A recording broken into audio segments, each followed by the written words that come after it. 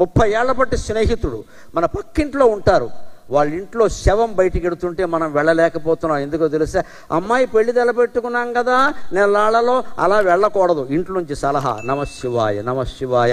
ఇంతకంటే ద్రోహం ఇంకోటి లేదండి, ఇంతకంటే ద్రోహం ఇంకోటి లేదు. మర్నాడు పెళ్లి పెట్టుకుని కూడా మృత్యు వచ్చిన చోట వెళ్ళి ఓదార్చండి అమ్మా, ఆ ఓదార్పు కారణంగా మీ అమ్మాయి కాపురం సుఖంగా ఉంటుంది. శాస్త్రాలు చదివే మాట్లాడుతున్న మొహమాటమే లేదు ఇక్కడ. గుడ్డి నమ్మకాలు బాగా ప్రచారం చేసి హిందూ మతాన్ని నాశనం చేస్తున్నారు ఇక్కడ.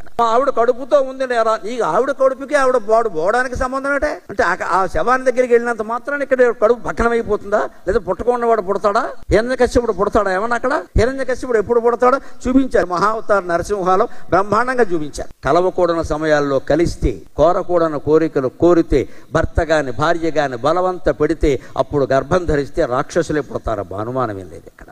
అందులో మొట్టమొదటి ఇదేమిటంటే కశ్యప మహర్షిని దితి భార్య ప్రేరేపిస్తుంది. సంధ్యా సమయం ఆయన చెబుతాడు, పాపం ఇది సంధ్యా సమయం, ఇది దంపతులు కలిసే సమయం కాదు, దేవుడి దగ్గర దీపం పెట్టుకుని దండం పెట్టుకునే సమయం ఇది. ఎందుకు నా ప్రాణం తింటామంటే నాకు ఇప్పుడే కోరిక పుట్టిందని పిచ్చెక్కినట్టు మాట్లాడుతాం. అప్పటికే అంటాడు రాక్షసులు పుడతారు, పుడితే పుట్టనే, వాడే పుట్టాడు హిరణ్యకశ్యపుడు. దానివల్ల చెడు పిల్లలు పుడతారు, దానివల్ల రాక్షసులు పుడతారు. కానీ శవాలు మొయ్యడం వల్ల, అంత్యక్రియలకి వెళ్ళి పలకరించడం వల్ల మానవత్వం పుడుతుందమ్మా, మానవత్వ సంపన్నులైన పిల్లలు పుడతారు. అటువంటి ప్రయత్నం